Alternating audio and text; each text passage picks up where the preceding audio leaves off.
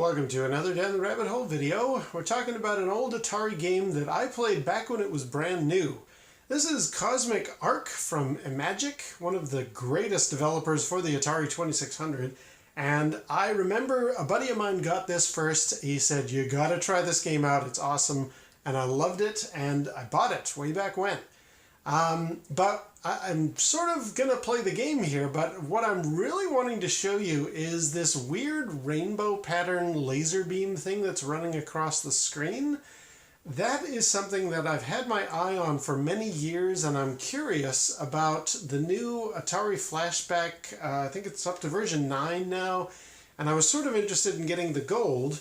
I've heard uncertain things about the paddle, so I'm kind of on the fence. But I'm wondering if the new Atari Flashback Gold 9 has this laser beam thing going back and forth, if you can load Cosmic Ark on it. But first of all, let me just show you the game. Basically, you are this Ark, this giant UFO flying through space.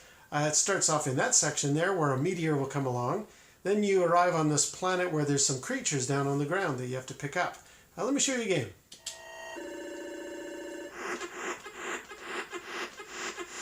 So I just use the joystick there to stop the meteors. Then I pull down, this little miniature UFO comes along, and I pick up the creatures, if I can, and then I get back to the ship as fast as I can and take off. And then there's more meteors, and we repeat. It's a really great game. It's very good use of the limitations of the 2600. These are now these laser gates that will fire and try and impede my progress. And as you go higher levels, then those go faster. But it's really good. I mean, for a game... Oh, you might have seen there's actually a fast-moving comet there.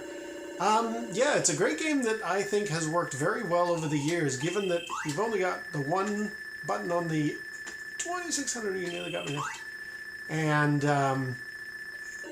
limited sort of capabilities of the 2600, Imagic delivered what is essentially a real arcade experience. I mean, the challenge level on this thing is awesome. I love it. Now it's going to start getting real tricky now. And if I got shot, I would have to go and repeat. In fact, maybe I'll do that on this next level here.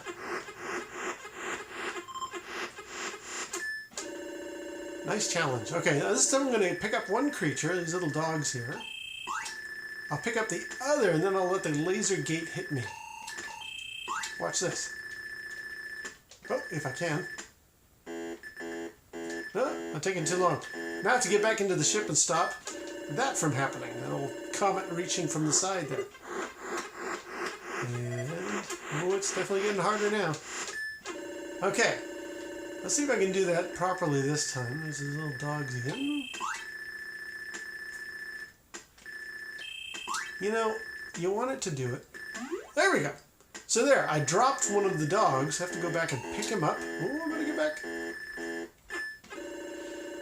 Yeah, if I was not back aboard the mothership, it would have been defenseless against that meteor and it would have been destroyed. So there's a nice timing factor here. You got to get through. You gotta pick up the creatures. Now I gotta go get that last guy. And the gates get faster. The meteors get faster.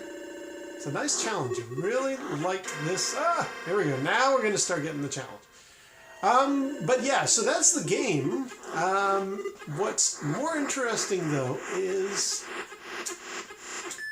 that, that zigzag laser thing I mentioned at the beginning of the video here. This game uses a weird technique. I don't know exactly what they did, but it was one of those games that they had to cheat to make the game do more than the 2600 was capable of, so there was some nice trickery with the coding, a little bit like in Yar's Revenge, where the force field was actually just random code that they had left over. They thought, oh, we'll use that to randomly generate what looks like a force field. The guys that made this game couldn't make the stars appear very easily, not with all the other graphics going on and not without any flicker. So what they did was, I don't know exactly, but they basically made these stars in a way that is, unfortunately, not easy to reproduce. Because what we're looking at is not the original cartridge and not an original 2600. This is my Atari Flashback 2, which I've had for many years, which was modded so that I can play cartridges on it, and this is on a Harmony cart. So this is the original ROM for Cosmic Ark, and if I had the cartridge and plugged it into this thing, then you would still see this problem. This is, back in. This is not a fault of the ROM. This is exactly what real Cosmic Ark would play like on this Flashback 2. Why? Why does it have this weird rainbow pattern thing instead of stars? Because of that weird coding. And the Flashback 2 suffered a problem of being, I think it's called an Atari on a chip. There's a lot of, when those NESs that came out where you could play cartridges on them, like the homebrew scene, not homebrew scene, but the, this is getting too complicated. When they started making new consoles that could play NES cartridges and Super NES cartridges, they basically made a Nintendo on a chip, an NOAC. This thing, when it came out, had an AOAC, an Atari on a chip. And that's great, except for with some games, like Cosmic Ark, it just can't do that little trickery that is designed in the code. And I don't think I'm going to make it through this level here. Hang on. Okay. So, what I'm wondering is, when the new Flashback, the 9, comes out, or since it is out now, will it also suffer this same problem, this rainbow pattern? I'm not sure. My only resource... you know what? I'm just going to let myself die here. My only resource for finding out, or at least testing, is I also have the Atari portable handheld, which is great. It also has Cosmic Ark on it. So what I'm going to do now is I'm actually... Well, there we go. I'm dead, and my little UFO flies away. Yay! Now what I'm going to do is I'm actually going to hook up the Atari Flashback Portable and see if it also has the same problem of this little rainbow pattern going back and forth. Alright, so here's the menu for the Atari Flashback Portable. I've got it hooked up with the little video cable to the same TV. Let's go down the list here and just see what Cosmic Ark looks like on this.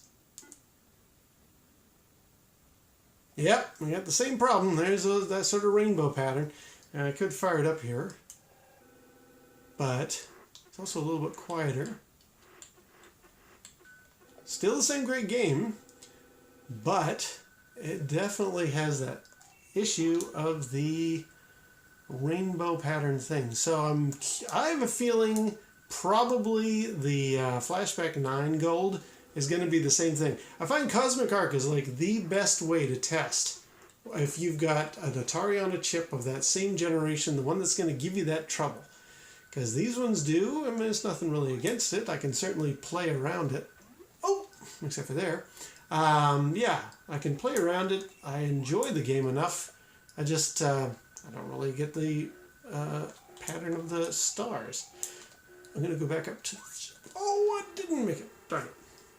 Okay, well, while I redo that level, I'm just going to very quickly show you what the actual game would look like the original cartridge playing on an original Atari 2600, and you'll see that it should have a sort of nice colored rainbow star field in the background there. Not this weird laser gate thing, or laser beam thing that is going back and forth. So that's what the game should look like, and did back in the day. And if you play it on any collection of Atari games, not that I know there's too many Imagic collections out there, but if you could find the an official version of this game somewhere, then you would see actual stars there. You know what? I'm going to die.